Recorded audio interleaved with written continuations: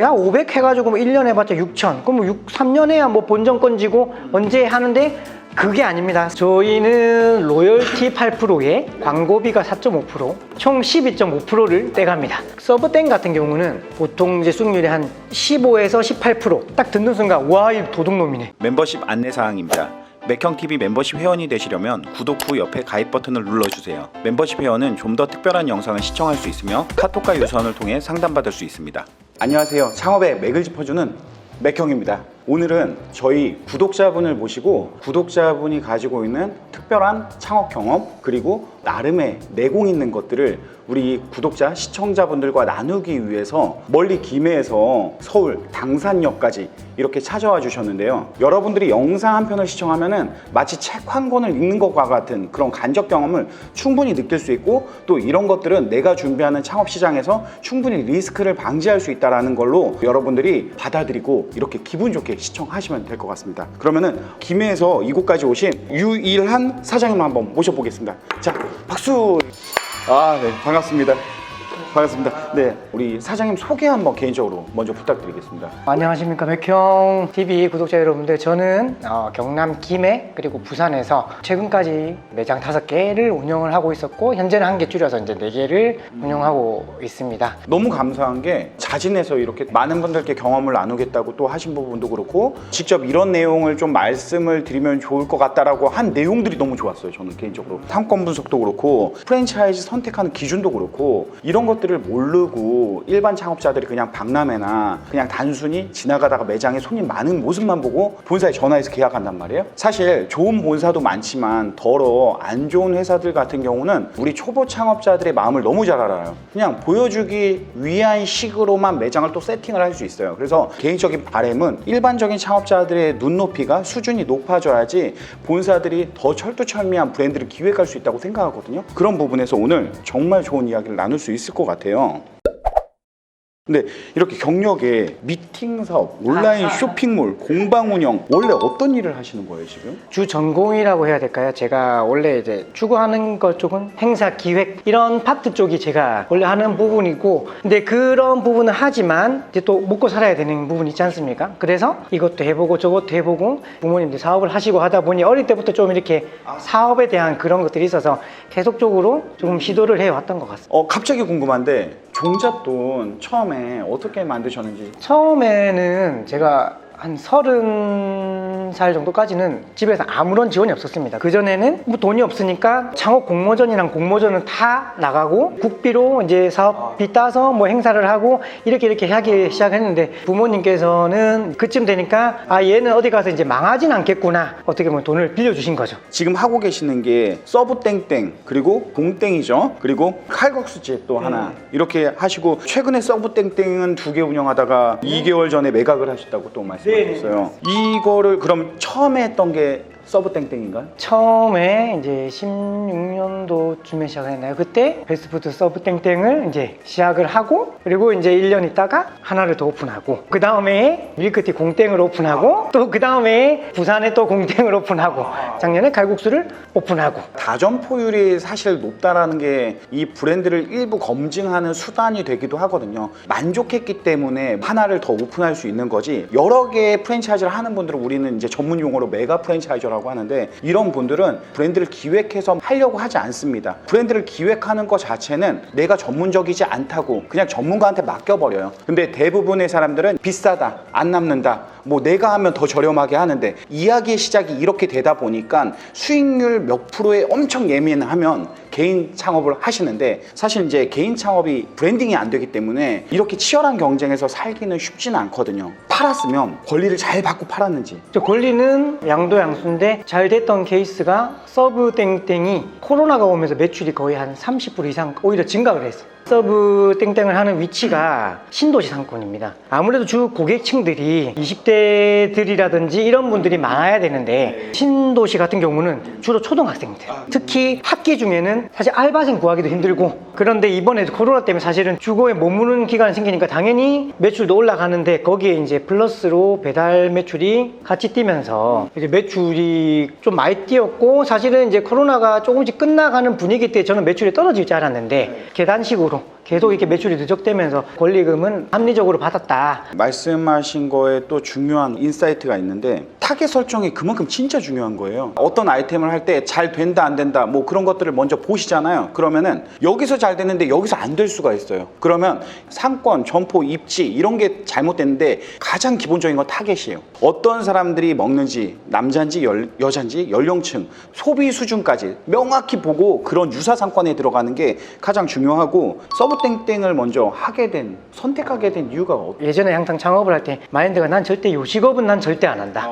그런데 이제 그때 이제 우연찮게 저희 동네에 생겨서 이제 먹으러 갔었는데 한 일주일 지나는데 또 생각이 나는 거예요. 그래서 감히 한번 알아나 볼까? 이렇게 해서 이제 알아보고 조금 이제 급속도로, 그리고 서브땡이 약간 미국 시스템이다 보니 되게 좀 보수적이에요. 로열티도 센가요? 로열티도 많이 세죠. 저희는 로열티 8%에 광고비가 4.5%. 별도로? 네. 총 12.5%를 떼갑니다. 기존에 이제 한국 시스템에 익숙하신 분들은 딱 듣는 순간 와, 이 도둑놈이네. 그렇죠. 이렇게밖에 사실은 생각 안 해요. 저도 물론 궁금하지만 예. 일반 시청자는 더 궁금할 것 같아서 그러면 평균 수익률이 어느 정도 되는지. 보통 재료비가 한 37.5% 나갑니다. 그래서 재료비, 로열티, 광고비 모두 합쳐서 일단 50%가 빠져요. 그럼 나머지 이제 50%에서 내가 운영을 하는 거예요. 저는 한 10% 정도까지는 좋다고 생각합니다. 그 다음에 이제 인건비인데 진짜 잘 나올 때는 한 15, 16%, 평균적으로 한 18%, 만약에 세금까지 다 하면 한 19% 정도가 나오더라고요. 근데 제가 식당을 해보니까 식당은 한 20% 넘어 한 25%? 지금은 최저시급, 주휴수당, 퇴직금 다 올랐기 때문에 이 부분에서 사실 20% 미만을 맞춘다는 거 정말 어려운 일입니다, 여러분. 제가 하고 있는 식당, 칼국수 식당이 예를 들어 서브땡땡과 그날 같은 매출인데 서브땡땡은 2명 또는 동시에 3명만 있으면 돌아가는데 홀에 뭐에 설거지하면 한 4명, 5명 있어야 돼요. 로열티가 높은 대신 인건비는 조금 세이브를 할 수 있다. 진짜 인건비에 비용 세이브를 하지 않는다라고 하면은 줄일 게 없어요. 재료비 줄이면은 내가 품질하고 타협을 하던가 가격을 비싸게 받던가 그렇게 되면은 결국에는 손님이 떠난다니까요. 저는 진짜 장사도 과학이라고 생각하고 과학도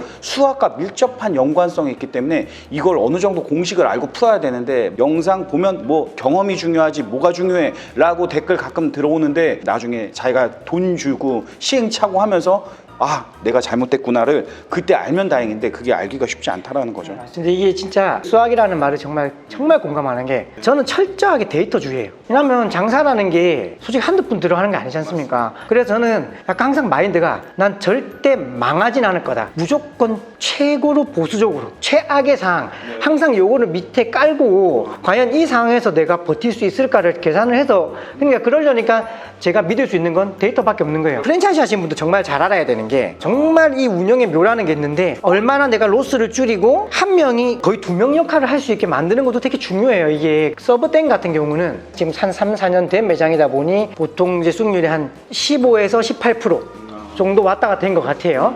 신규 매장 같은 경우는 10%? 많으면 15%? 아마 이 정도라고 생각을 하시면 될 것 같아요. 어느 정도 이 숙련도가 있는 사람들은 적게 먹어도 오래 갈 수 있느냐? 요거를 보거든요. 이 수익률이 10%밖에 안 돼, 안 해. 이게 아니라 엄청 오래 간 다음에 양도양수 하는데 양도양수 하는 사람들이 또 많아요. 막 줄 서 있어요. 서브땡을 조금 뭐라고 부르냐면 창업시장의 공무원이라고 부르거든요. 솔직히 말하면 큰 돈은 안 됩니다. 근데 오래 가요. 365일 매출의 낙폭이 거의 없어요. 공땡 같은 경우는 로열티는 3%가 빠집니다. 재료비는 이게 약간 특이한 케이스인데 이게 타겟층 따라서 재료비가 바뀌어요. 다들 공땡하면 일반적으로 딱 떠오르시는 거는 밀크티. 하지만 판매의 탑에는 거의 다 스무디예요. 공땡 같은 경우가 되게 묘하게 숨어있던 사실 브랜드예요. 항상 우리나라 이게 커피 브랜드 순위하면 스타벅스, 투썸, 이디야, 뭐 할리스 쫙쫙쫙 나온단 말이에요. 자, 근데 이 랭킹에는 공땡은 없습니다. 근데 여러분이 잘 모르시겠지만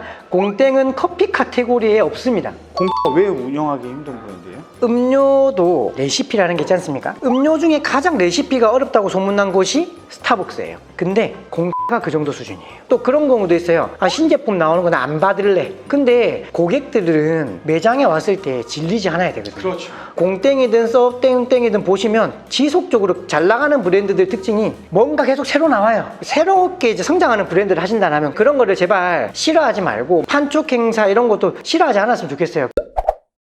특히 개인 브랜드 가게 하시던 분들이 프랜차이즈를 들어오면 되게 숨막혀 합니다. 외부인들이 와서 매장을 다 텁니다. 그냥 흰색 가운 입고 모자 딱 쓰고 진짜 완전 메인으로는 모든 것들 다 찾아다녀요. 근데 여기서 다들 호불호가 나뉘어요. 정말 중요한 거는 모든 브랜드는 다 일관성 있게 관리가 돼야 되고, 여 가게 가도 이 맛이 나야 되고 저 가게 또 맛이 나야 되는데 자기 입맛대로 하는 점주들이 있어요. 그런 사람들은 정말 가게를 하면 안 된다라고 생각하는 편이에요. 사실 그 프랜차이즈를 떠밀어서 한 거 아니잖아요. 내가 하겠다고 해서 했으면 그 브랜드의 방향대로 가야 되는 거고, 그 브랜드의 방향이 잘못되어 간다 그러면 그때 의견을 제시할 수 있는 거고, 제재받는 걸 싫어한다 그러면 프랜차이즈 하시면 안 돼요. 장사 안 되는 분들 대부분 QSC 안 되거든요. 이런 부분들을 본사가 좀 여유 있게 풀어주잖아요. 가맹 점주의 주관적인 생각이나 그런 판단들이 반영되는 순간 절대 좋은 결과를 날 수가 없어요. 유일한 사장님께서 생각하시는 프랜차이즈 선택 기준은 어떤 기준이 있어요? 일단 재구매가 높아야 돼요. 일단 기본적으로 내가 생각이 나야 돼요. 그리고 주관적인 판단을 하시면 안 됩니다. 내가 국밥이 싫다고 해서 저 사람이 국밥이 싫은 건 아니잖아요. 앞으로 이 브랜드가 최소한 5년에서 10년은 유지할 수 있을 걸로만 봐요. 그리고 매니아층들이 확실한 거. 이 매니아층들이 지속적으로 1년, 2년이 지나가다 보면 이게 하나의 문화로 자리 잡거든요. 그리고 타 경쟁 브랜드가 들어왔을 때도 버틸 수 있는 브랜드인가, 이거 정말 중요하거든요. 또 재무 상태를 좀 잘 보셔야 됩니다. 본사가 잘 나가는 거 필요 없어요. 본사의 부채 비율이 올라가고 영업이익이 계속 떨어진다 그러면 전 그 브랜드는 일단 안 해요. 그냥 내가 하고 싶은 브랜드가 있으면 한번 쭉 앉아서 보셔야 돼요. 그리고 저는 프로토가 되지 않는 매장은 전 절대 안 해요. 그런 또 질문 많이 하더라고요. 직장 다니면서 프로토로 돌리겠다. 전 솔직히 그거는 조금 반대를 하거든요. 최소한 투자금은 건질 수 있는 브랜드냐, 브랜드 파워가 있으면요 나중에 내가 내놔도 사겠다는 사람들이 있어요. 주식시장으로 보면은 코스피에 상장된 시총이 거의 한 12 이내의 종목, 이런 종목을 장기간 보고 이렇게 하시는 거고, 대부분의 성향의 사람들은 코스닥 시장에 동전 주식도 많이 삽니다. 대신 또 오래 가야 돼요. 이게 시장에서 존재할 수가 없어요. 제가 기준에서는 일단 500 이상 정도 나올 수 있으면 전 괜찮다고 봐요. 그럼 그럴 수 있어요. 야 500 해가지고 뭐 1년 해봤자 6천, 그럼 뭐 3년 해야 뭐 본전권 지고 언제 하는데, 그게 아닙니다. 저는 그 가게를 그때 돼서도 비슷한 시세에 팔 수가 있어요. 뭐 잘 되는 사람들은 뭐 한 개 매장에서 1억을 팔아서 뭐 2천을 남길 할 수 있지만, 지금은 전 초보들에게 얘기하는 거기 때문에 좀 보수적으로 무조건 안정적이게, 처음에 프랜차이즈냐 개인이냐 되게 이야기를 많이 하잖아요. 저는 내가 요식업에 경험이 없다 하면 무조건 처음에는 안정적이고 회사 튼튼한 프랜차이즈 무조건 처음부터 해야 된다고 봐요. 그럼 이거 알려주세요. 국가지원제도 활용한 직원 활용 방법. 직원들을 관리할 때 직원들이 장기 근속을 해야 좋은 거 아닙니까? 개인 가게가 보통 써먹을 수 있는 가장 크게 두 가지가 있어요. 청년 내일 채용 공제라는 거는 이 친구가 이 회사에서 2년 정도를 근무를 하면 국가에서 900만 원을 줘요. 우리 음식점에서 무슨 채용 공제를, 그는 뭐 큰 회사는 하는 게 아니야 라는 착각 속에 빠져 있는데, 아닙니다. 이 친구들 도움 줄 수 없을까 하면은 이게 제일 좋아요. 새롭게 이제 브랜드를 이제 차리려고 하시는 분들은 조금 요거는 잘 보셔야 됩니다. 청년 추가 고용 장려금이라는 게 있어요. 제가 4월 달에 이제 이걸 신청하려고 할게요. 그러면 3월 달 말 기준으로 내가 직원이 5명 있었다. 새롭게 사람 뽑는 사람이 6번째가 되는 거죠. 이 청년은 3년 동안 1년에 900만 원씩 지원을 해줘요. 근데 요거가 약간 지원 신청을 어려워하시는 분들이 있는데, 그래서 저는 노무사를 쓰는 거를 적극 추천합니다. 노무사를 보통 많이 안 쓰는데, 노무사 안 쓰면 정말 오해가 많이 생겨요. 보통 세무사들은 인건비 신고를 한 2개월이나 3개월에 모아서 신고를 해요. 근데 이 친구들은 그 달에 확인했는데 내가 4대 보험이 안 들어간 거예요. 그러니까 저한테 와서 이 사장 도둑놈이다, 4대 보험은 다 떼가놓고 4대 보험 신고 안 한다. 노무사를 하면은 매우 신고가 됩니다. 그리고 노무사들이 보통 이 추가 고용 장려금을 따내게 하려고 혈안이 돼 있어요. 이제 요거는 지금도 떠있는 사업인데, 청년 디지털 일자리 사업이라는 게 있어요. SNS 작업이라든지 유튜브 영상 찍는다든지 이런 것들을 지원해주는 사업이 있습니다. 그런데 이제 다들 또 그 생각을 해요. 음식이랑 뭐가 상관이 있어 하지만 홍보로서 사람을 쓰는 거예요.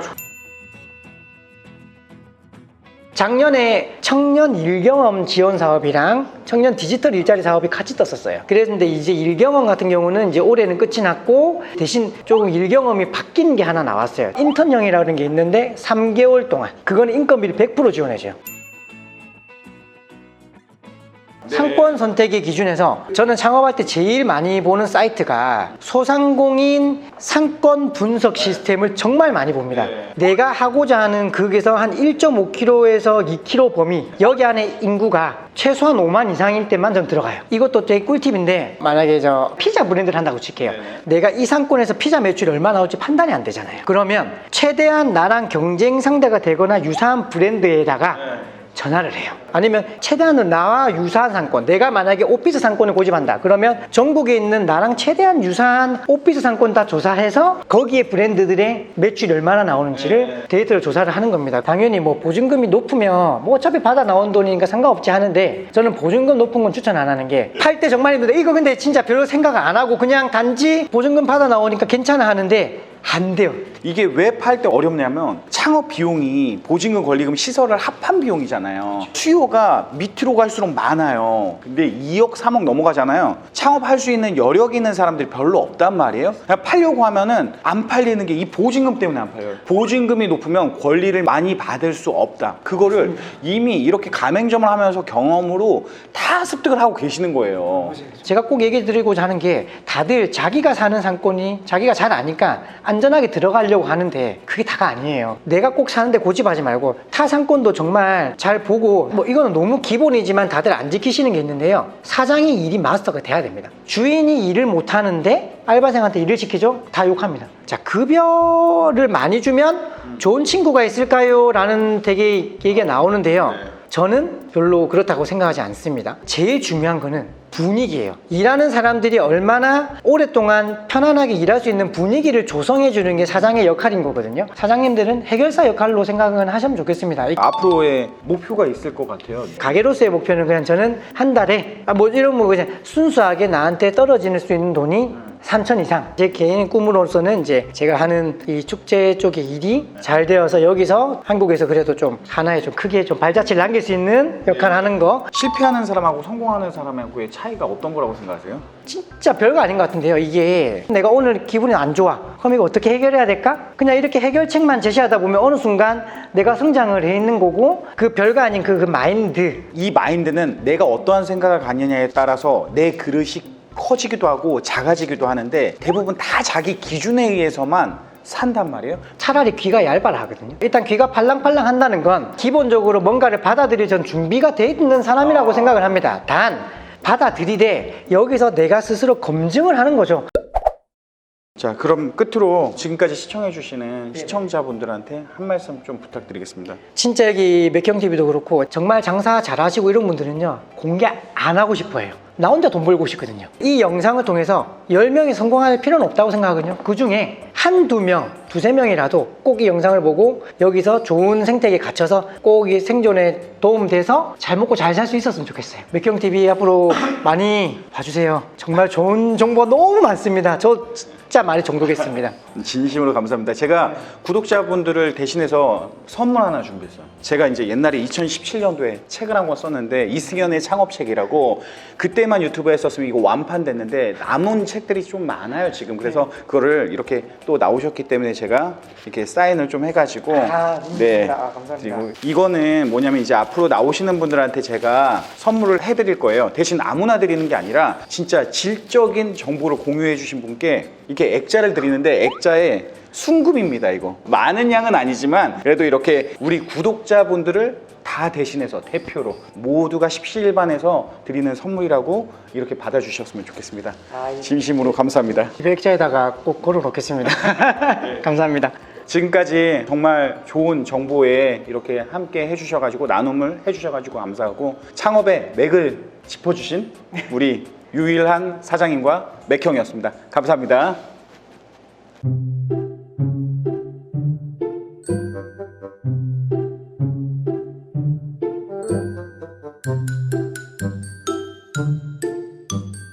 Thank you.